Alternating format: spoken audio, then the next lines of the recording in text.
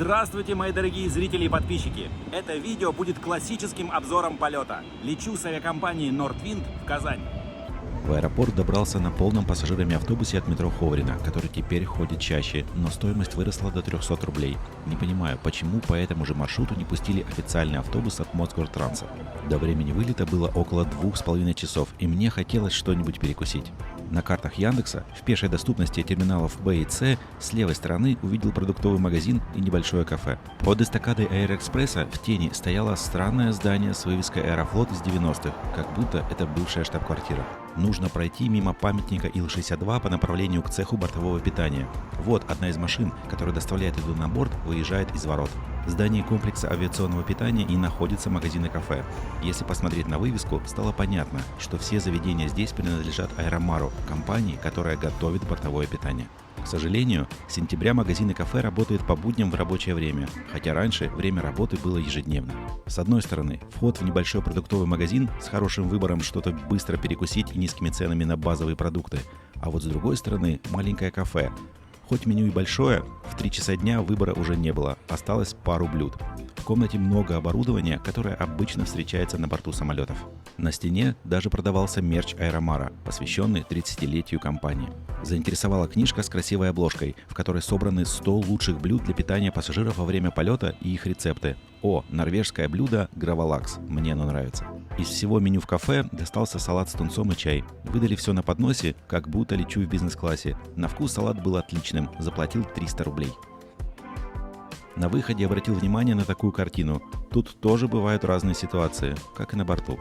Если в меню есть все блюда, можно в кафе перекусить не хуже пассажиров бизнес-класса. Оставил отзыв на Яндексе.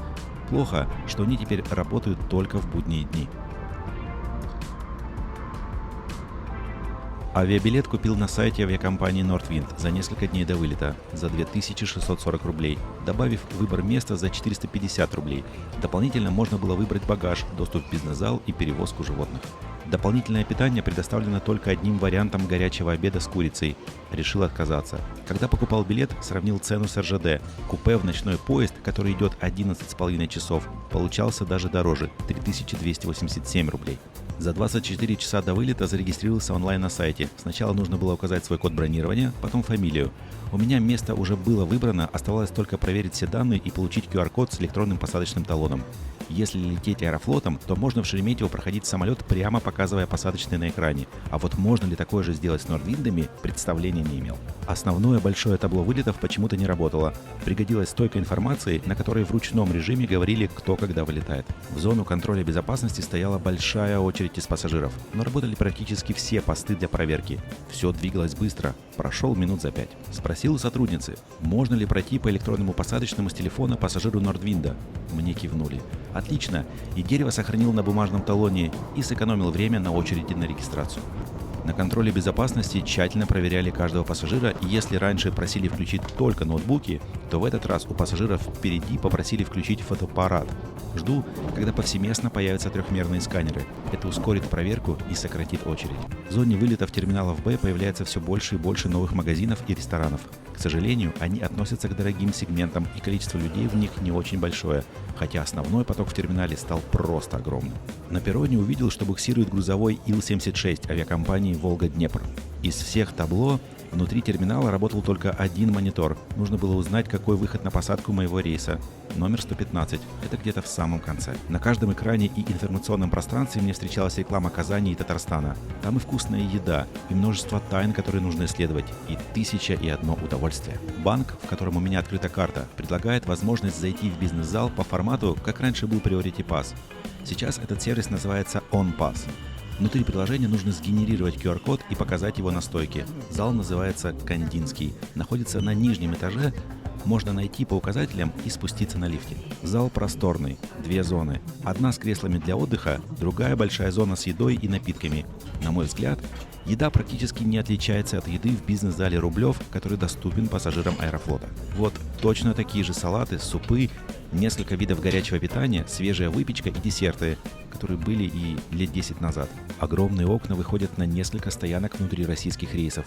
Интересно наблюдать за циклом наземного обслуживания.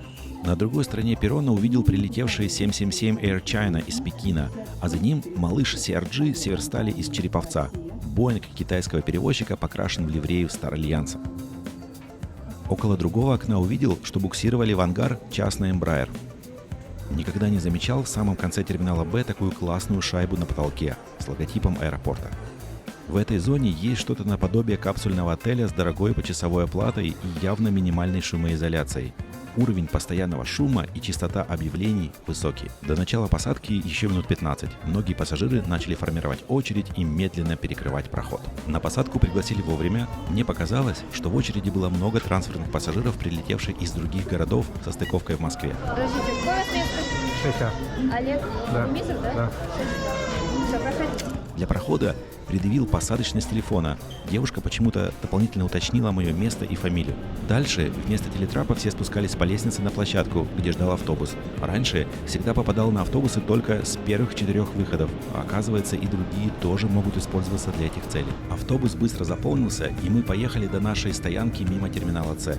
На пути проезжаем Airbus A330-300 авиакомпании China Southern. Этот гигант только что прилетел из нового гигантского мегахаба Китая, пекинского аэропорта Дашин. Стоянка в Москве всего 2 часа, и он улетит обратно в Пекин. Подвезли к самолету. Он находился на стоянке у отсоединенного телетрапа зоны международных вылетов, хотя несколько часов назад прилетел рейсом из Орска. Это Boeing 737-800 2007 года выпуска. Новым до 2015 года летал в турецких авиакомпаниях и был передан в российскую Nordwind. На соседней стоянке стоял аэрофлотовский 777, прилетевший из Шанхая. Наземные службы активно готовились к вылету рейса, уже подсоединили водила для буксировки. Иногда замечаю, что пассажиры перед посадкой делают какие-то свои действия или обряды. Кому-то важно обязательно докоснуться к самолету перед входом. Вот и салон. Все знакомо и функционально. 3 проход, 3 кресла. Компоновка только экономический класс. Никаких излишеств, кроме нескольких рядов с большей зоной для ног, которые можно забронировать за дополнительную плату. Кресла из кожзама в хорошем состоянии, а расстояние между ними из-за того, что кармашек для прессы вынесен наверх, не самое маленькое. Сидеть с моим ростом 180 комфортно. Кажется, у других авиакомпаний бывает и меньше. На багажных полках осталось много свободного места. Скорее всего, будет еще один автобус с пассажирами. Из развлечений доступна инструкция по безопасности, правила поведения на борту и меню бистро. На соседнюю стоянку зарулил прилетевший из Шанхая А330, второй по величине авиакомпании Китая China Eastern. Время полета у него составило 9 часов 17 минут. Заметил, что ряды в самолете стоят неровно. Мои кресла не соответствуют прямой линии на другой стороне. Интересно, это как-то влияет на шаг кресел? Через минут 10 подъехал второй автобус с пассажирами. Во время посадки оценил отличную клиентоориентированную работу бортпроводника. Пассажир с ребенком не смогла быстро найти посадочные, так он предложил помочь ей и развлекал маленького пассажира все это время. Другая бортпроводница детально каждому путешественнику с детьми рассказывала, как застегнуть правильно дополнительный ремень. Обратил внимание на чистые и приятные антимакасары на креслах. За 10 минут до времени вылета отогнали трап. Вышел на связь капитан, представился как Самойлов Станислав, сказал, что сегодня время в пути будет 1 час и 15 минут. Во время объявления бортпроводники использовали слова «дорогие дамы и господа», а также «наши юные путешественники». Мое внимание привлекла девушка, которая работала агентом на перроне и контролировала вылет рейса. До этого момента в России мне встречались на этой позиции только мужчины. Приятная неожиданность. Инструкцию по безопасности команда провела уже во время руления. Девушку зовут Вероника. В комментариях написала, что в Шереметьево она не одна в команде агентов, и в этот день она заметила мою камеру, торчащую в иллюминаторе. Отрадно видеть, что все больше женщин занимает различные позиции в авиационной отрасли. В этот раз выпускали рейс 2 человека. Как всегда, подняли руку с флажком Remove Before Flight и разрешили начало движения. Мне нравится, что у них всегда рядом длинный шлейф проводов. Вдалеке увидел аэрофлотовский А350, который готовился к полету во Владивосток. В летнем сезоне 350-е активно летали на Дальний Восток, а вот куда будут летать осенью и зимой, не знаю. В момент посадки на соседнюю полосу малыша CRG авиакомпании «Северсталь» из Череповца пилот моего самолета перевел двигатели во взлетный режим. Интересно, на каком этапе мы окажемся быстрее?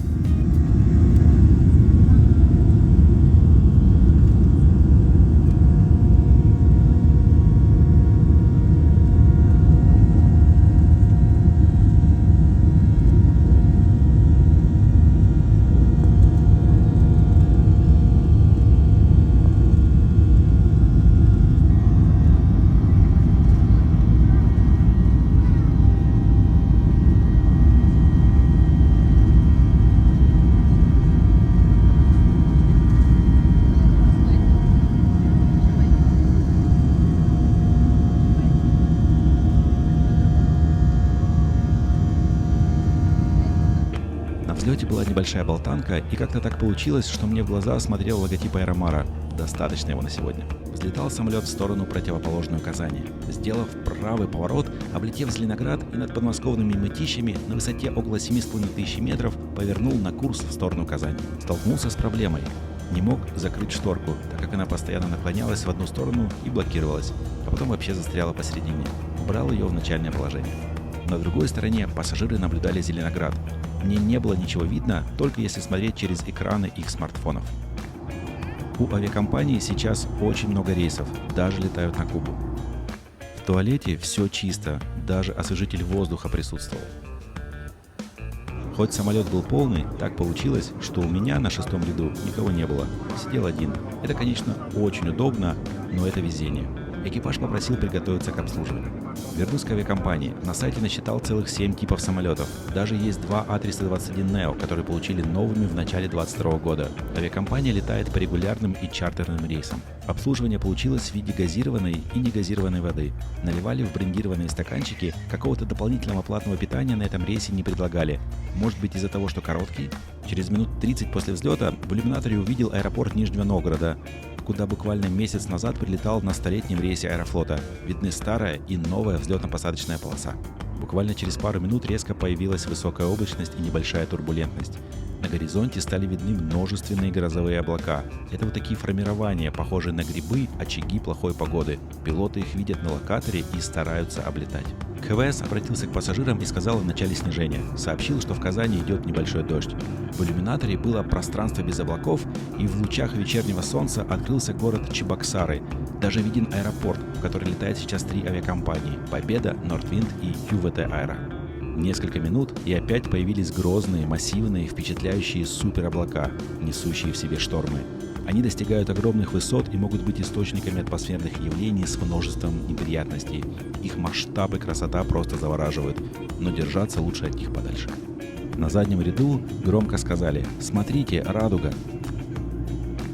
В лучах заката сделали поворот на стыке реки Волги и Куйбышевского водохранилища, и через дождь, капли которого были видны на иллюминаторе, пошли на посадку. Всегда интересовал вопрос: вот самолет залетел в дождь, он станет чище?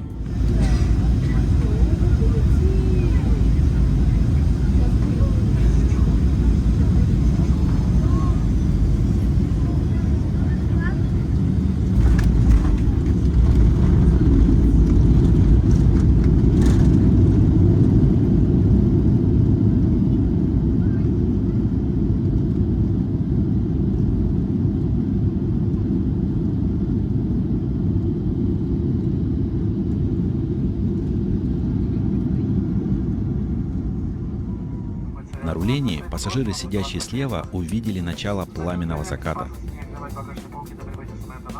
Около ангаров компании Tulpar Technic стояли 2 Як-40 авиакомпании Skol и Tulpar Air, Ми-8, Embraer 135 и Як-42D.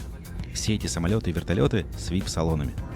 Дальше военный борт Ил-80 и несколько корпусов на траве, которые уже, скорее всего, никуда не полетят. Ту-154, Ту-214 Трансаэро и Ил-62. Около поворота к терминалу лежала как будто отрезанная голова. Это кабина Ту-134, которую, наверное, используют для тренировок. Выглядит жутковато. Напротив аэропорта находится большой экспоцентр «Казань-Экспо», где проходит много выставок. Можно попасть, даже не выходя из здания на улицу. Встречает огромная табличка «Терминал 1». А дальше мы заруливаем к терминалу 1А. Почему нельзя было назвать другим числительным? В Казани интересные телетрапы. Они могут подъезжать к самолету только в 2 плоскостях. Посмотрите, вместо колес у них бетон. Здесь можно сказать, что это самолет подъезжает к нему, а не наоборот. Минут 10 ждали, пока придет сотрудник, который может управлять им. Возможно, этот сотрудник выполнял какие-то другие действия до этого. На выходе из самолета кто-то фотографировал самолет, а кто-то огненный закат, который особенно красиво смотрится с самолетом Победы, который готовится к вылету в Москву-Шереметьево. Чтобы выйти в зону получения багажа, нужно было сначала пройтись через весь терминал, потом спуститься по лестнице вниз. Да, был лифт, но он на несколько человек всего. Для багажа всего одна, но очень длинная карусель. На выходе было много встречающих, и почему-то никто не предлагал такси, как во многих аэропортах. Вышел на улицу, увидел стоящий напротив около отеля Як-42, который, как я почитал, планировали использовать как ресторан. но почему-то не получилось. Пошел на автобусную остановку. Через минут 10 приехал автобус, но совершенно на другую дорогу и в другое место. Если не знать, что это автобус, который идет в центр города, можно пропустить. Наш рейс выполняет пазик. За проезд заплатил 85 рублей. Очень просили наличными, но достали терминал и приняли оплату через карту. В каждом автобусе есть пилот и стюардесса. Ой, водитель и кондуктор. Большое спасибо за то, что вы посмотрели это видео. Недавно ехал в плацкарте, а пассажир сверху ехал в первом классе плацкарта. Опыт интересный, но насколько он интересен в формате этого канала?